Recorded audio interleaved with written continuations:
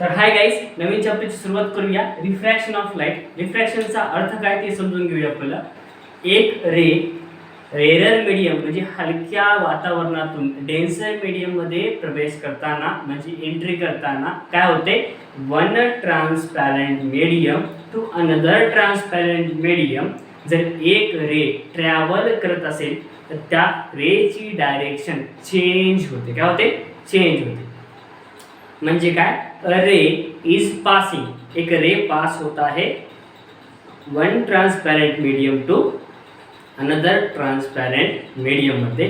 त्या टायमिंगला त्या रेची डायरेक्शन चेंज होते. त्याला काय म्हणायचं? रिफ्रॅक्शन ऑफ लाईट म्हणायचं. तर इथं एबी काय? Incident ray. इन्सिडेंट रे म्हणजे येणारी रे, त्या डेन्सर मीडियम मध्ये एंट्री किंवा पास करणारी रे, त्याला म्हणायचं एबी. एबी काय? इन्सिडेंट रे आहे. ह्या ग्लास स्लॅबचं नाव काय आहे? PQRS. ही एक आपण ग्लास स्लॅब घेतलेली आहे. त्या स्लॅब मधून आपण एक रे पास करत आहोत, जेणेकरून ह्याची डायरेक्शन काय झाली, समजा अशी आलेली आहे तर नॉर्मल काढला आपण तर सरळ असं जायला पाहिजे की नाही? तसं जात नाही. तिची डायरेक्शन काय होते? चेंज होते. त्याच्यामुळे असं काढायचं. ठीक आहे. तर एखादी रे असेल, AB is incident ray passes through a glass slab that is called as PQRS glass slab. तर त्या स्लॅब मधून आपण एक रे पास करत आहोत, तर त्या रेची डायरेक्शन काय होत आहे मित्रांनो? चेंज होत आहे. काय होत आहे? चेंज होत आहे. मग ती रे ग्लास स्लॅब मध्ये एंट्री केलेली आहे आणि त्या ग्लास स्लॅब मधून अजून पुन्हा एअर मीडियम मध्ये जात आहे. पहिल्या स्टार्टिंगला ती काय होती रे? एअर मीडियम मध्ये होती. त्याच्यानंतर ग्लास मध्ये एंट्री केली. त्यानंतर ग्लास मधून परत आणखी एकदा एअर मीडियम मध्ये एंट्री केलेली आहे. तर ज्या टायमिंगला इन्सिडेंट रे ग्लास मध्ये एंट्री केलेली असेल त्या टायमिंगला डायरेक्शन चेंज झाली. मग अजून परत ग्लास मधून परत एअर मीडियम मध्ये किंवा रेरर मीडियम मध्ये येत असताना अजून एकदा तिची डायरेक्शन काय होते मित्रांनो? चेंज होते. हे डायरेक्शन चेंज होण्याच्या प्रोसेसला काय म्हणायचं? रिफ्रॅक्शन ऑफ लाईट म्हणायचं. तर ह्या डायग्रामचा अर्थ काय? तुम्हाला या बोर्डच्या वरच्या साईडला एक छोटीशी तुम्हाला रिफ्रॅक्शन कसं होतं नेमकं ते दाखवलेलं आहे. छानसं बघून घ्या. मग हे डायग्राम तुम्हाला एक्सप्लेन करतो. मग तुम्हाला हळूहळू कन्सेप्ट क्लिअर होत जातो. तर AB काय आहे मित्रांनो? इन्सिडेंट रे आहे. म्हणजे ती ग्लास स्लॅब मध्ये एंट्री करणारी रे, त्याला म्हणायचं इन्सिडेंट रे. त्याच्यानंतर इथं आपण नॉर्मल काढून घ्यायचं आहे पहिल्या स्टार्टिंगला आणि शेवटीला. N आणि M हे काय? नॉर्मल आहे, जे की रे पास होताना एक perpendicular to the glass slab असं आपण नॉर्मल काढून घ्यायचं. त्याचं नाव द्यायचं N आणि M. ज्या टायमिंगला रे ह्या ग्लास स्लॅबला काय होते? पास होते, त्या टायमिंगला छोटा अँगल बनतो. त्या अँगलचं नाव आहे इन्सिडेंट अँगल. म्हणजे incident ray is passing through a medium, the angle formation that is called as incident angle. Then small r is called as refracted angle.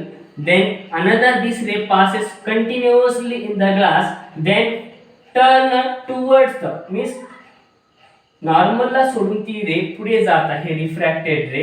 इथे काय होत आहे? CD काय आहे? रिफ्रॅक्टेड रे आहे. काय? रिफ्रॅक्टेड रे आहे. ती आहे एअर मीडियम मध्ये. इथं अजून एकदा काय होतं मित्रांनो की आपल्याला रिफ्रॅक्टेड अँगल आपल्याला दिसून येतो. तर बघा तुम्ही, PQRS हे काय? आपलं ग्लास स्लॅब आहे. AB ला आपण इन्सिडेंट रे म्हणायचं, CD ला आपण रिफ्रॅक्टेड रे म्हणायचं, N आणि M आपल्यासाठी नॉर्मल आहे, जे की परपेंडिक्युलर आहे टू द ग्लास स्लॅब. छोटा आहे small i is called as incident angle, small r is called as refracted angle. हे डायग्राम समजली असेल तुम्हाला. जाऊया नेक्स्ट कन्सेप्ट मध्ये. लॉ ऑफ रिफ्रॅक्शन म्हणजे काय मित्रांनो? ज्या टायमिंगला इन्सिडेंट रे आणि रिफ्रॅक्टेड रे, काय? इन्सिडेंट रे आणि refracted ray at the point of incident म्हणजे N म्हणजे नॉर्मलच्या जागी इन्सिडेंट रे म्हणजे ए आपल्याजवळ काय आहे? इन्सिडेंट रे आहे. आणि B काय आपल्याजवळ आहे? रिफ्रॅक्टेड रे आहे. आणि हे दोन्ही पॉइंट एका परपेंडिक्युलर आहे त्या ग्लास स्लॅब मधून ते एंट्री करत आहेत, तर म्हणायचं n म्हणायचं. n ह्या नॉर्मल पासून ते दोघं काय करत आहेत, incident ray passed through the normal and then that is called as b is called as refracted ray on the opposite side of the normal. ह्या नॉर्मल चे काय अपोजिट साइड आहे, म्हणजे a ह्याच्या लेफ्ट साइडला आहे आणि b ह्याच्या राइट साइडला आहे. त्या पूर्णच्या पूर्ण नॉर्मलचं नाव आहे cd. To the surface of the slab that is called as cd. 3 incident ray म्हणजे a चं नाव काय आहे, इन्सिडेंट रे आहे. बी चं नाव काय आहे, रिफ्रॅक्टेड रे आहे. आणि n म्हणजे काय, नॉर्मल. हे सगळं एकाच प्लेन मध्ये असतात. हे आहे पहिला लॉ. सेकंड लॉ काय, sin i upon sin r is equal to constant. Small i म्हणजे इन्सिडेंट अँगल, स्मॉल r म्हणजे रिफ्रॅक्टेड अँगल. याच्यामध्ये आपण साइनचं जर आपण कॉन्स्टंट आपण साइनची जर व्हॅल्यू ठेवली आपण तर काय होते, तर दोघांची किंमत कॉन्स्टंट येते. म्हणजे छोटा n म्हणजे काय मित्रांनो, स्मॉल n. त्यालाच आपण म्हणायचं स्नेल्स लॉ. इथे स्नेल्स लॉ दिलेला आहे.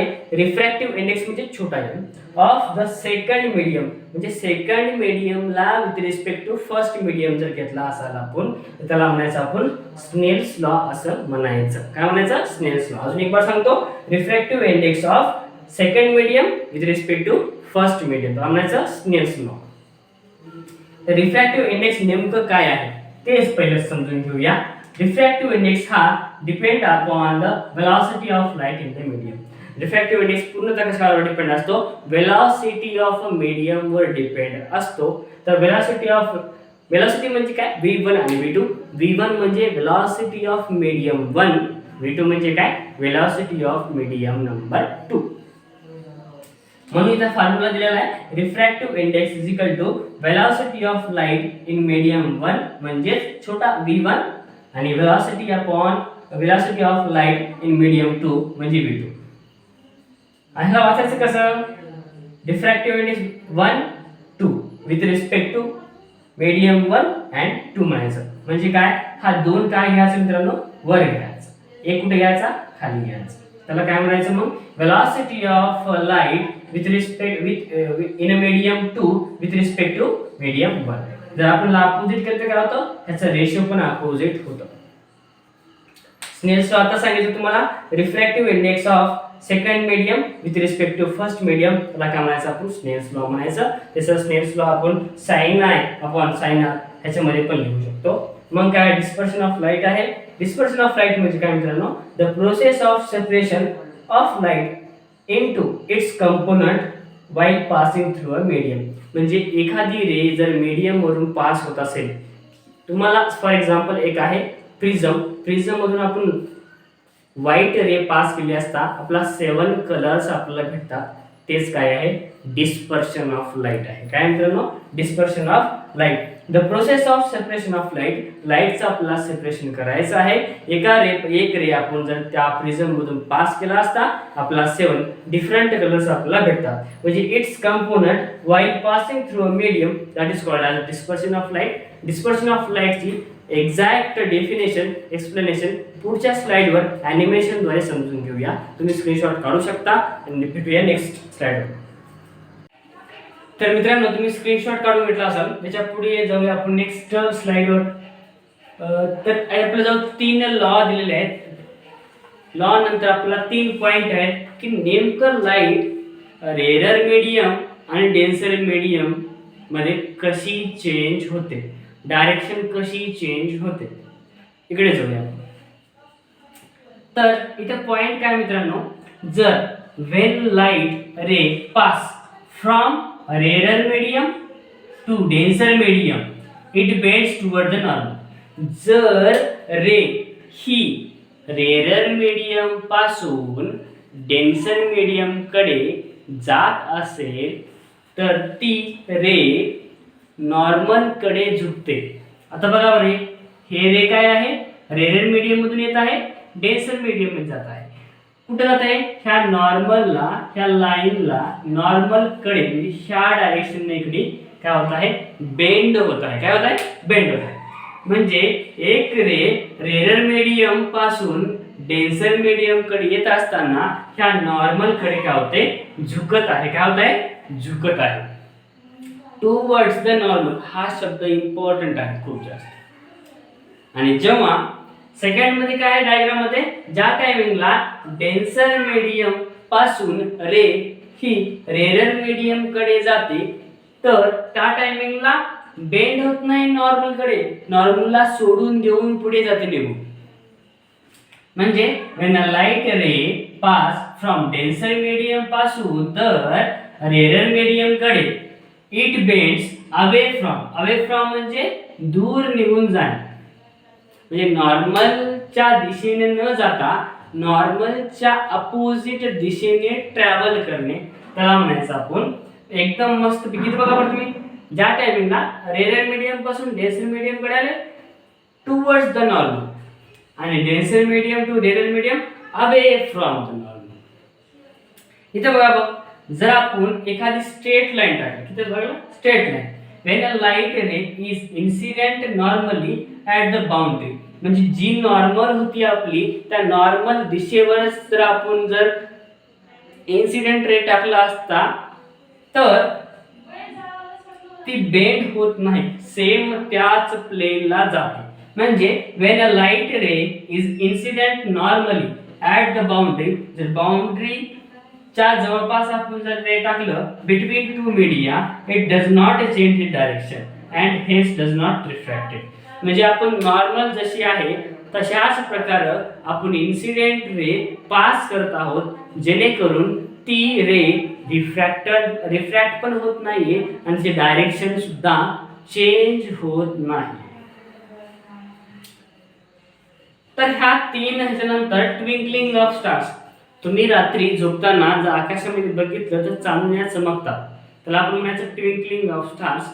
तर ट्विंकलिंग ऑफ स्टार्स हे कसं होतं, त्याच्या मागचं सायंटिफिक रिझन काय आहे हे आपण समजून घेऊया. आजोबा म्हणतात की कोणी आपले जवळचे व्यक्ती जर एक्सपायर झालेले असतील तर त्यांनी आकाशात जाऊन चांदण्यावर, असं काहीच नाहीये, ते एक मिथ्या आहे. ठीक आहे, सायन्स ह्याला मानत नाही. सायन्स काय होतो की पॉइंट सोर्स काय आहे काय नाही बघूया आपण. ट्विंकलिंग ऑफ स्टार्सचं सायंटिफिक रिझन बघूया आपण का चमकतात ते. स्टार्स आर सेल्फ ल्युमिनियसचा अर्थ काय, स्टार्स हा स्वयंप्रकाशित आहे. स्वयंप्रकाशित म्हणजे सेल्फ ल्युमिनियस. जसं की सन पण आहे ना, सन काय करतो, सेल्फ ल्युमिनियस आहे. तसं मून पण काय आहे, सेल्फ ल्युमिनियस आहे. तसं स्टार्स पण काय आहेत, सेल्फ ल्युमिनियस आहेत, म्हणजे स्वयंप्रकाशित म्हणतो आपण.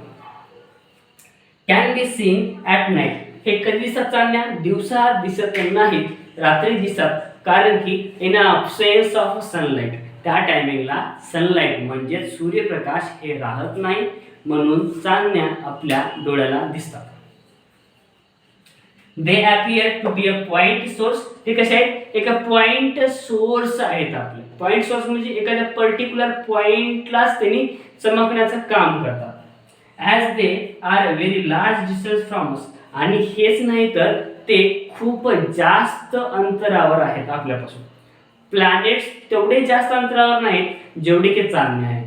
चांदण्या खूप जास्त अंतरावर आहेत प्लॅनेट्स पेक्षा. The apparent position of stars keep changing. Apparent position म्हणजे काय, आभासी स्थिती. आभासी स्थिती म्हणजे आपला वाटतं की ते चांदणी आहे पण ती एक्झॅक्ट पोझिशन राहत नाही, ते आपला फक्त आभास होतो. आभास म्हणजे apparent position of stars. Apparent position of stars is continuously changing. जर ती पोझिशन, अपरेंट पोझिशन काय होत आहे, कंटिन्युअसली चेंज होत आहे, ह्याचा अर्थ ह्याच्या मागचं कारण काय, ते चेंज होण्यामागचं कारण की तिथलं ॲटमॉस्फेरिक प्रेशर, तिथलं ॲटमॉस्फेरिक एअर हे कंटिन्युअसली चेंज होत राहतं. जर ॲटमॉस्फेरिक प्रेशर किंवा ॲटमॉस्फेरिक एअर कंटिन्युअसली चेंज होत राहिलं तर अपरेंट पोझिशन ऑफ स्टार्स हे पण कंटिन्युअसली चेंज होत जाते. काय होते, अपरेंट पोझिशन ऑफ स्टार्स हे पण कंटिन्युअसली चेंज होत जाते. तिथं डेन्सिटी पण त्याची चेंज होते आणि कुठे थोड्याफार प्रमाणात टेम्परेचर सुद्धा चेंज होतो. इथे काय म्हणलं बघा, the apparent position of stars keep changing, प्रत्येक चेंज होत राहतात. and a bit because the motion of the atmospheric air. Atmospheric एअरची मोशन काय होते ती पण चेंज होते, कधी ईस्ट कडे कधी वेस्ट कडे अशा प्रकारे चेंज होत जाते ॲटमॉस्फेरिक एअर. सोबतच त्याची डेन्सिटी एअरची ती पण चेंज होते आणि थोड्याफार प्रमाणात टेम्परेचर सुद्धा चेंज होतो. त्यामुळे काय होतं अपॅरंट पोझिशन ऑफ स्टार्स हे फिक्स दिसत नाही, ते आपल्याला दिसतं एक आभासी स्थिती चेंज होताना दिसते. In the morning rainbow can be seen. आपण सकाळी सकाळी काय दिसतो, आपण मॉर्निंग मध्ये रेनबो बघितलं की नाही. रेनबो आपण असं पण म्हणतो की ज्या टायमिंगला पाऊस पडतो, पाऊस पडताना त्याच टायमिंगला सूर्यप्रकाश आला, सूर्यप्रकाश येत असताना त्या थेंबातून काय होतं रिफ्रॅक्शन खूप सारं होतं, त्याच्यातून रेनबो फॉर्मेशन होतो. त्या रेनबो फॉर्मेशन होण्यासाठी पाण्याची शक्यता आपल्याला पाहिजे आहे. फक्त आणि फक्त कोरडं उन्हामध्ये रेनबो फॉर्मेशन होत नाही, जिथं पाणी थोडंसं म्हणजे थोडेसे ड्रॉप ड्रॉप ड्रॉप ड्रॉप पाहिजे आणि तिथं सूर्यप्रकाश पण पाहिजे. इथे काय म्हणलं मित्रांनो, in the morning rainbow can be seen towards waste. Morning मध्ये वेस्टच्या डायरेक्शनला काय दिसतो रेनबो दिसतो, आणि तोच रेनबो इव्हनिंगला कुठे दिसतो ईस्टच्या दिशेला दिसतो, कारण की सूर्यप्रकाशच्या अपोजिट रेनबो तयार होतो. काय म्हणले मॉर्निंगला वेस्ट कडे दिसतो, म्हणजे सूर्यप्रकाश म्हणजे सन कुठं होतो ईस्ट कडे असतो, त्या टायमिंगला रेनबो कुठं बनतो त्याच्या अपोजिट साईडला म्हणजे वेस्ट कडे, आणि ज्या टायमिंग संध्याकाळी वेस्ट कडे सूर्य जातो त्या टायमिंगला रेनबो कुठं होतो त्याच्या अपोजिट साईडला म्हणजे ईस्ट कडे तयार होतो. देन लाईट रे गेट्स रिफ्लेक्टेड इंटरनली.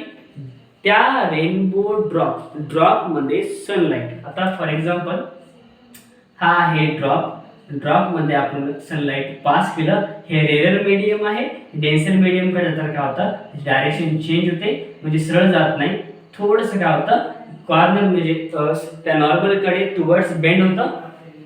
काय होतं मग इथं लाईट रे गेट्स रिफ्लेक्टेड इंटरनली काय होतो नंतर रिफ्लेक्ट होतो डेन्सर टू डेन्सर, त्याच्यानंतर काय होतो असं बनतो.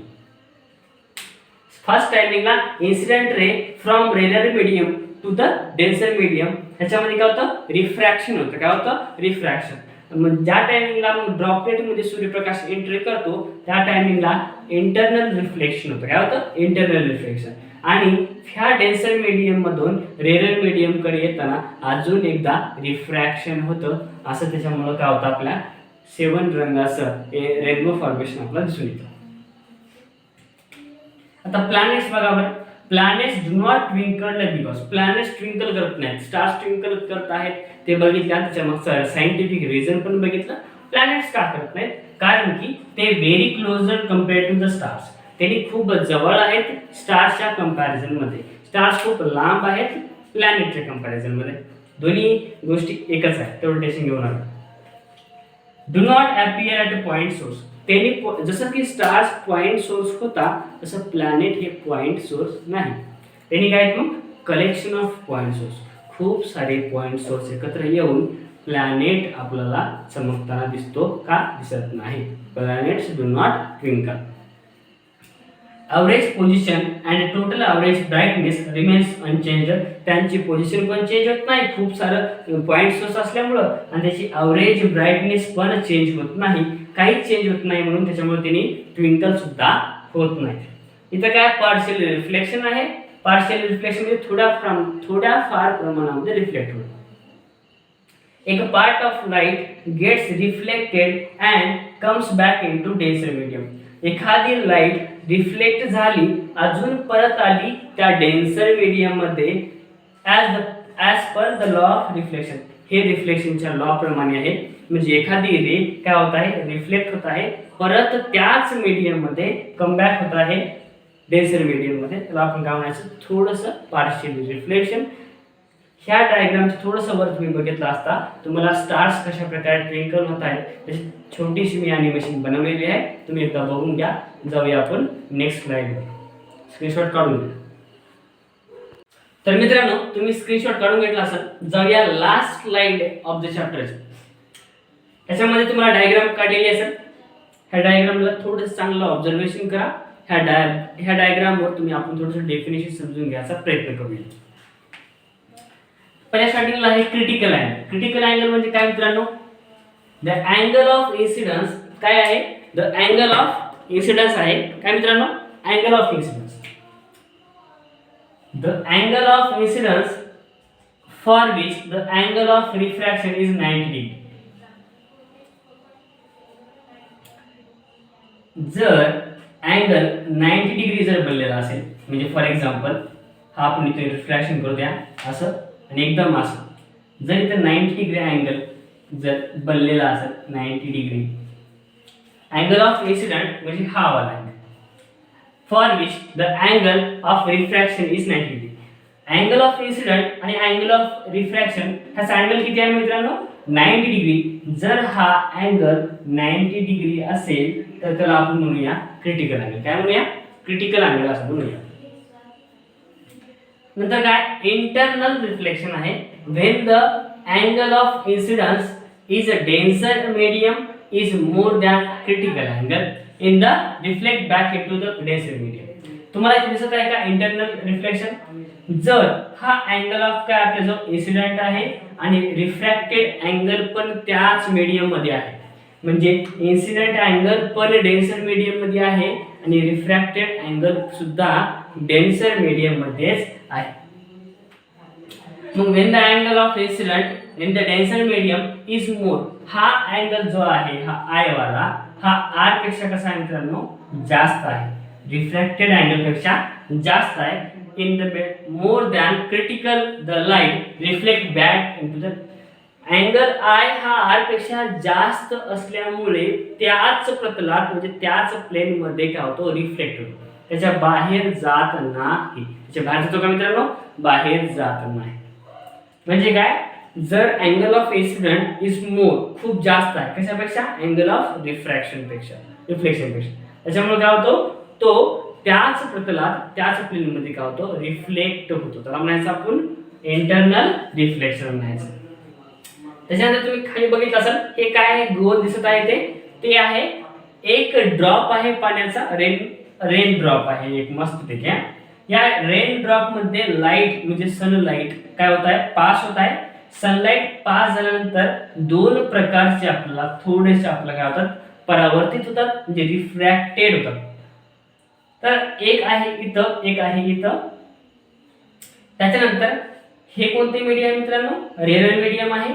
मध्ये गेल्यानंतर हे कोणते मीडियम आहे, डेन्सर मीडियम आहे. त्याच्यामुळे काय होतो, अँगल चेंज होतो. अँगल काय होतो, इथला चेंज होतो. अँगल चेंज झाल्यामुळे काय झालं, रिफ्रॅक्शन झालं. इथे काय झालं, रिफ्रॅक्शन झालेलं आहे. मग मध्ये गेल्यापरी denser medium to denser medium reflection होतं. काय होतं मित्रांनो, रिफ्लेक्शन होतं. मग हा रिफ्लेक्शन कुठं होतो, ह्या साईडला येतो. मग इथून परत एकदा काय होतो, रिफ्रॅक्शन होतो. म्हणजे refraction plus reflection plus refraction. बघूया कसं बनतो काय नाही रेनबो फिनॉमिना. तुम्हाला ह्या स्लाइडवर इथं वर दिसत असेल तुम्हाला रेनबो फॉर्मेशन कशा प्रकारे आहे. छान अॅनिमेशन आहे, चांगलं बघून घ्या तुम्ही. मग रेनबो फॉर्मेशन कसं होतं मित्रांनो, it is the combination of different phenomena. खूप जास्त वेगवेगळ्या फिनॉमिना पासून आपल्याला रेनबो बनलेला आहे. त्याच्यामधलं बघा तुम्ही, एक आहे dispersion of light. Dispersion of light म्हणजे काय मित्रांनो, एक रे एखाद्या मीडियम मधून पास झाली असता खूप जास्त डिफरंट कलरचे काय होणे, रेज तयार होणे. म्हणजे a light ray is passed through a medium to produce different colors, that is called as dispersion of light. मग डिस्पर्शन ऑफ लाईट, मग इंटरनल रिफ्लेक्शन, मग रिफ्रॅक्शन ऑफ लाईट, हे प्रत्येक पॉइंट स्लोली आपण समजून घेऊया. Rainbow appears in the sky after a rain shower. म्हणजे ज्या टायमिंगला बारिश किंवा पाणी हे पडून गेल्यानंतर रेनबो दिसतो, त्याच्या पहिल्या दिसत नाही. Water droplets act as a small prism. त्या टायमिंगला जे छोटे छोटे वॉटर ड्रॉपलेट्स आहेत ते आपलं एका बाय प्रिझम किंवा प्रिझम सारखं काम करतात. कशासारखं करतात, प्रिझम सारखं काम करतात. Sunlight enters the water droplet present in the atmosphere, they refracted disperse in the incident. म्हणजे काय मित्रांनो, की लाईट रे म्हणजे sunlight is entering into water droplet आणि हे वॉटर ड्रॉपलेट एका प्रिझम सारखं काम करत आहे. कसं सारखं, प्रिझम सारखं. लाईट रे गेट्स रिफ्लेक्टेड इंटरनली. पहिल्या स्टार्टिंगला ज्या टायमिंगला रेअर मीडियम मधून लाईट एंट्री होते डेन्सर मीडियम मध्ये, इथं काय होतं डिस्पर्शन ऑफ लाईट होतं. डिस्पर्शन ऑफ लाईट म्हणजे दोन कलरचे काय होतात रे तयार होतात. बघा बरं तुम्ही, एक ग्रीन कलर आहे, एक रेड कलर दिसलं ना. मग इथं काय झालं डिस्पर्शन झालं. मग मध्ये गेल्यानंतर डेन्सर मीडियम मध्ये काय झालं इंटरनल रिफ्लेक्शन झालं. काय झालं इंटरनल रिफ्लेक्शन. आणि ज्या टायमिंगला बाहेर येत आहे त्या टायमिंगला रिफ्रॅक्शन झालेला आहे. म्हणजे collection effect of these phenomena at 7 coloured rainbow is observe. अशाच प्रकारे खूप सारे रेज त्या वॉटर ड्रॉपलेट्स मध्ये काय होतात एंट्री करतात, त्याच्यापासून खूप सारे कलर्स पण बनतात, त्याच्यामुळे आपला रेनबो फॉर्मेशन दिसतं. ह्या सगळ्या पॉइंट मधून आपला 3 गोष्टी इम्पॉर्टंट आहेत. पहिल्या स्टार्टिंगला ज्या टायमिंगला रे हे वॉटर मध्ये एंट्री करते त्या टायमिंगला होता dispersion of light. Number 2 internal reflection. Number 3 refraction of light. याच्यामुळं 7 कलर बनण्याची संभाव्यता असते. आणि एक गोष्ट, सूर्याच्या अपोजिट साईडला रेनबो बनतो. जर फॉर एक्झाम्पल मॉर्निंग असेल, सूर्य उगवतो ईस्ट कडून तर रेनबो बनतो वेस्ट कडे, आणि इव्हनिंगला सूर्य मावळतो वेस्ट कडे तर रेनबो बनतो ईस्ट कडे. तुम्ही ॲनिमेशन वगैरे चांगलं बघून घेऊया मस्तपैकी कसं बनलेलं आहे काय नाही. तर तुमच्यासाठी एक शेवटी जाताना एक सांगू होतो शेरोशायरी. छान आहे का तुम्ही. चलता रहूंगा पथ पर, चलने से माहिर हो जाऊंगा, या तो मंजिल मिल जाएगी या अच्छा मुसाफिर बन जाऊंगा. असे खूप सारे तुम्हाला नवीन नवीन व्हिडिओ जर पाहिजे असतील, नेक्स्ट चॅप्टर कोणता तुम्हाला कोणता नेक्स्ट चॅप्टर पाहिजे, पार्ट 1चा 7 चॅप्टर पाहिजे का, पार्ट 2चा फर्स्ट चॅप्टर तुम्हाला पाहिजे, कमेंट करा, लाईक करा, शेअर करा आणि चॅनलला या सबस्क्राईब करा. आणि पुढे तुमच्या फ्रेंड्सला तुम्ही फॉरवर्ड करू शकता. अशाच प्रकारच्या नवीन व्हिडिओमध्ये नेक्स्ट भेटूया नेक्स्ट चॅप्टरमध्ये.